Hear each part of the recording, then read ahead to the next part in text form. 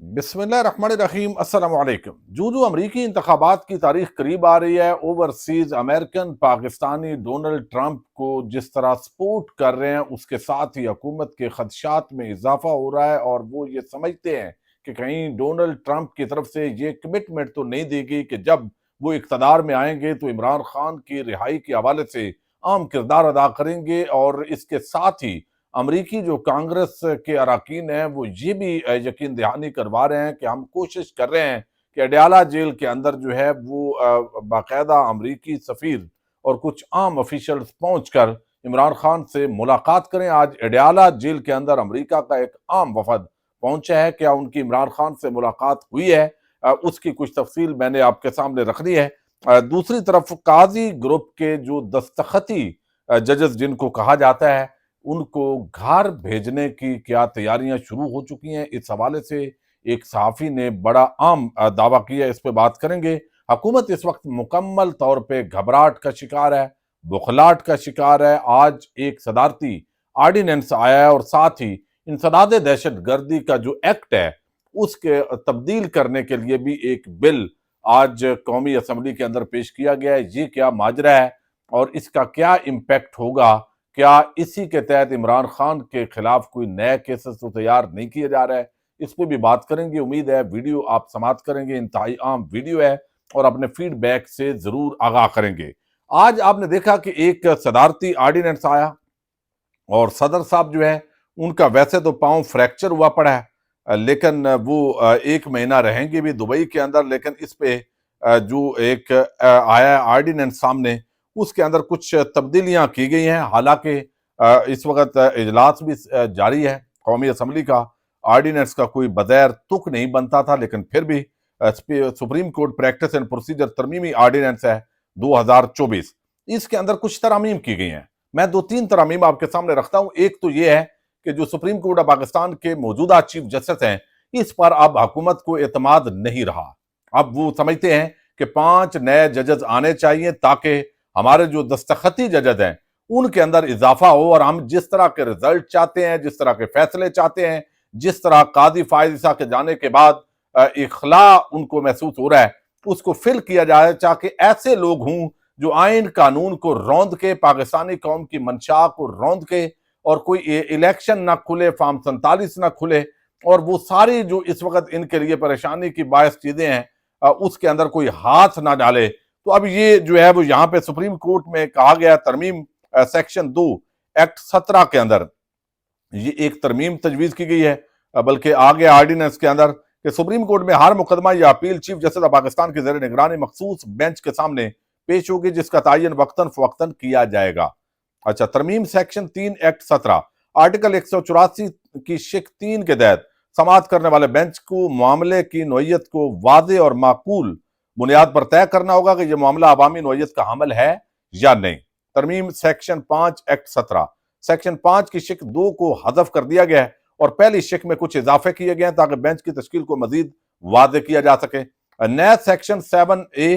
اور 7B کا اضافہ کیا گیا ہے۔ سیکشن 7A میں سماعت کے میعاد کو شفاف بنانے کے لیے فہرست کا تعین کیا گیا ہے کہ مقدمات کو پہلے آؤ پہلے پاؤ کے اصول پر نپٹایا جائے، تاکہ جو ارجنٹ نوعیت کے بعض درخواستیں ہوتی ہیں ان کے اندر بھی رکاوٹ پیدا کی جائے۔ سیکشن 7B میں سپریم کورٹ کی کارروائیوں کا ریکارڈ اور ٹرانسکرپٹ تیار کیا جائے گا، جسے عدالتی فیس کی ادائیگی کے بعد متعلقہ فریقین کو فراہم کیا جا سکے گا۔ آئین کے آرٹیکل 191 کے تحت سپریم کورٹ کے اختیارات کو مزید شفاف اور مؤثر بنانے کے لیے یہ ترامیم کی گئی ہیں۔ آئین کے آرٹیکل 184 3 اور 191 اسی کو فوکس کیا گیا ہے۔ ججز کی تعداد بڑھانے کے حوالے سے اس کے اندر جو ہے وہ اقدامات اٹھائے گئے ہیں۔ اچھا، ایک تو یہ معاملہ ہے۔ دوسرا ایک اور ایکٹ آیا ہے، اور یہ جو ایکٹ ہے یہ بنیادی طور پر انسداد دہشت گردی جو قانون ہے اس کو سخت کرنے کے حوالے سے ہے۔ یعنی پہلے بھی جب کسی دہشت گرد کو جس پر الزام ہو، اب تو یہ ہے کہ جو 9 مئی کے لوگ ہیں ان کو بھی اسی دہشت گردی کے کھاتے میں ڈالا جا سکتا ہے۔ تو اب اس کے اندر جو ہے انسداد دہشت گردی قانون میں ترمیم قومی اسمبلی میں پیش کی گئی ہے۔ مجوزہ بل کے تحت انسداد دہشت گردی ایکٹ کی شق 11 ذیلی شق 4E میں ترمیم تجویز کی گئی ہے۔ مجوزہ ترمیم کے تحت مسلح افواج اور سول مسلح افواج جیسے رینجرز FC مسلح افواج کو جرائم میں ملوث شخص کو 3 ماہ تک حراست میں رکھنے کا اختیار ہوگا، جبکہ ملکی سلامتی، دفاع اور امن و امان سے متعلق جرائم پر سیکیورٹی ادارے کسی بھی شخص کو 3 ماہ تک حراست میں رکھ سکیں گے۔ کسی بھی شخص جس پر الزام ہے اور جس کے اندر مسلح افواج جو ہے، میں دوبارہ پڑھ دیتا ہوں تاکہ آسانی کے لیے سب ناظرین سمجھیں کہ کس طرح یہ اب اختیارات دیے جا رہے ہیں فوج کو اور پیراملٹری فورسز کو، کسی کو بھی اٹھا کے وہ لمبے عرصے کے لیے رکھ سکیں اور کسی عدالت کے اندر اس حوالے سے کوئی کیس بھی نہ کیا جا سکے، چونکہ ان کا اداروں کا یہ رائٹ بن جائے قانون کے تحت کہ ان کو اس درمیان میں کوئی پوچھ نہیں سکتا۔ مجوزہ ترمیم کے تحت مسلح افواج اور سول مسلح افواج کو جرائم میں ملوث شخص کو 3 ماہ تک حراست میں رکھنے کا اختیار ہوگا، جبکہ ملکی سلامتی، دفاع اور امن و امان سے متعلق جرائم پر سیکیورٹی ادارے کسی بھی شخص کو 3 ماہ تک حراست میں رکھ سکیں گے۔ اب یہ کوئی بھی معاملہ آپ جو ہے وہ ملکی سلامتی کر لیں، دفاع میں ڈال دیں اور امن و امان کے اندر، امن امان کیا ہے بھائی؟ کوئی ریلی کر رہا ہے، کوئی احتجاج کر رہا ہے تو اس کو آپ بغاوت بنا دیں، یعنی یہ اس کے اندر بڑے سوالات ہیں۔ مجوزہ ترمیم کے مطابق تاوان، بھتہ خوری، ٹارگٹ کلنگ اور اغوا سے متعلق جرم پر 3 ماہ زیر حراست رکھا جا سکے گا، جبکہ جرائم میں ملوث شخص کی 3 ماہ سے زائد حراست یا نظر بندی میں شفاف ٹرائل کا حق دیا جائے گا۔ 3 ماہ سے زائد نظر بندی آرٹیکل 10A کے تحت ہوگی۔ مسلح افواج اور سول مسلح افواج کسی شخص کو زیر حراست میں رکھنے کا حکم دیں، وہاں الزامات پر تحقیقات JIT کرے گی۔ مذکورہ جرائم میں ملوث شخص کی تحقیقات JIT کرے گی۔ JIT SP police, intelligence agency, civil armed forces اور مسلح افواج قانون نافذ کرنے والے اداروں پر مشتمل ہوگی۔ انسداد دہشت گردی ایکٹ میں ترمیم وزیر داخلہ محسن نقوی کی جانب سے یہ لائی گئی ہے۔ اب یہ آپ سمجھ جائیں محسن نقوی جو ترمیم لا رہے ہیں اس کا ایجنڈا کیا ہے، یعنی سول سپریمیسی کو سرنڈر ایسا ایسا کرنا ہے ان فیصل واڈاؤں اور محسن نقویوں کے ذریعے، یہ اس وقت جو ہے وہ رول کر رہے ہیں۔ اچھا، دوسری طرف ایک اور سوال اٹھایا جا رہا ہے کہ جسٹس یحییٰ آفریدی اور باقی جو ججز ہیں وہ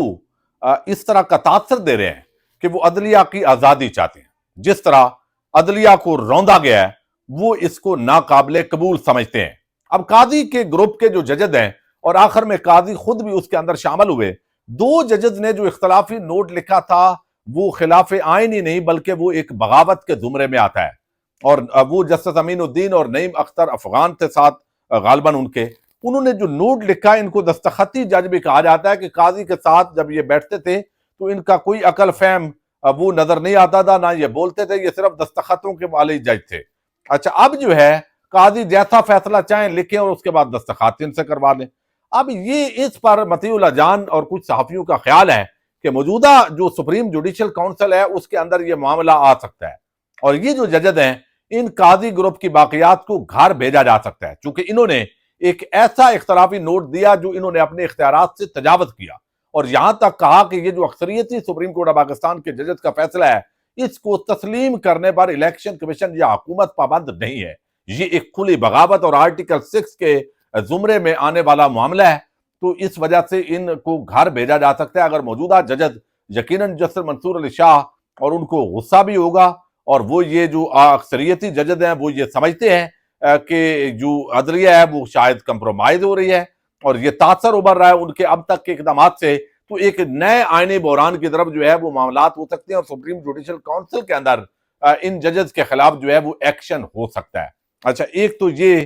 اس معاملے کو ہم جو ہے وہ دیکھیں گے۔ دوسری طرف جو ہے وہ امریکی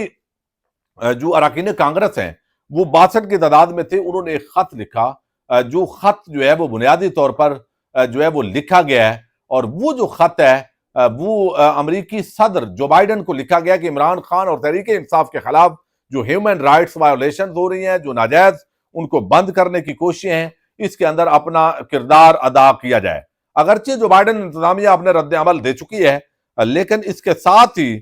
جو ہے وہ ایک بڑا عام معاملہ ہے، اور اس کے اندر جو ہے وہ اچھا ایک اور اس کے ساتھ میں بتا دوں، آج لاہور ہائی کورٹ سے ایک عام فیصلہ آیا جس کے تحت سیکشن 3 پنجاب نظر بندی قانون مجریہ آرڈر 1960 پر عمل درآمد لاہور ہائی کورٹ کے جسٹس امجد رفیق نے روک دیا ہے۔ اب حکومت یا ڈپٹی کمشنر کسی بھی شخص کو نظر بندی کا حکم جاری نہیں کر سکے گا، اور اظہر صدیق کی درخواست پر یہ دیا گیا تھا، روز نظر بندی کے احکامات دے دیتے تھے، 30 दिन के लिए और अमन आमा का मसला बना दिया जाता था। अच्छा, अब जो बड़ी डेवलपमेंट हुई है उसका जो ताल्लुक है वो बुनियादी तौर पर जो है वो एक तो आतिफ खान है, पीटीआई के रहनुमा है अमेरिका के अंदर। वो कहते हैं मुझे अभी एक सेनेटर डेमोक्रेटिक कांग्रेसमैन की कॉल मौसूल हुई। उन्होंने बताया कि वो सफीर डोनाल्ड बलूम को चेयरमैन इमरान खान से मुलाकात के लिए भेजने की भरपूर कोशिश कर रहे हैं। अच्छा, इसके साथ ही चूंकि एक खबर और आई और इस खबर का ताल्लुक जो है वो बुनियादी तौर पर अडयाला जेल के अंदर अमरीकी एक सफारत खाने के 3 रुकनी वफद वो अडयाला जेल के अंदर पहुंचा है और वहां पे पहुंचने के साथ जो है कुछ असीर मुल्जमान तक बताया गया है। पहले ये तासर उभरा कि शायद इमरान खान के साथ उनकी मुलाकात हो रही है, चूंकि ये खत वाले मामलात, फिर अमरीकी इंतखाबात करीब हैं और जो मौजूदा हुकूमत है वो भी इस तरह नहीं चाहेगी, लेकिन अमरीका तो अमरीका है, उसको इतनी क्या जल्दी पड़ी है। लेकिन बहरहाल ये वफद अमरीकी जो है उसके पहुंचने की तस्दीक हुई है, लेकिन ये पता चला है कि उनकी इमरान खान के साथ मुलाकात नहीं हुई। और मैं समझता हूं तहरीक इंसाफ के लोगों को यह तासर नहीं देना चाहिए। हम तो जो खबर होती है वो ज़ाहिर है आपके सामने रखनी होती है, ये नहीं देना चाहिए और ना ही कोई उम्मीद बांधनी चाहिए कि अमरीकी कोई हुकूमत बदले तो हमने उससे कोई फायदा लेना है, बल्कि वो एक डिप्लोमेसी है, एक बार्गेनिंग है, एक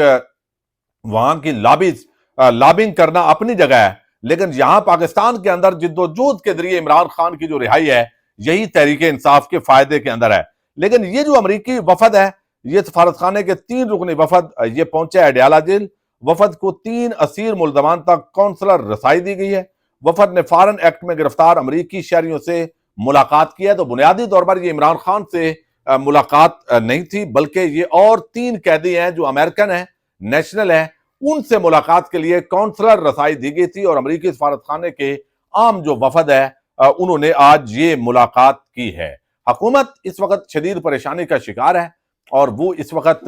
कभी एक एक्ट लाते हैं, कभी आर्डिनेंस लाते हैं, कभी कोई हथकंडा इस्तेमाल करते हैं। लेकिन सिंध हाई कोर्ट ने जो आईनी तरमीम के मामले के अंदर जो नोटिस जारी किए हैं उसके बाद हुकूमत मजीद परेशान जो है वो दिखाई देती है। लेकिन देखते हैं आने वाले दिनों के अंदर सुप्रीम कोर्ट ऑफ पाकिस्तान के जो कानून और आइन पसंद जजद हैं और हुकूमत वो बगैर आमने सामने नजर आ रही है और सुप्रीम कोर्ट 2 हिस्सों में डिवाइड भी नजर आ रही है और उसके जरिए फिर आगे एक नया आईनी बहरान और टकराव जो है वो भी पैदा हो सकता है। पाकिस्तान जिंदाबाद।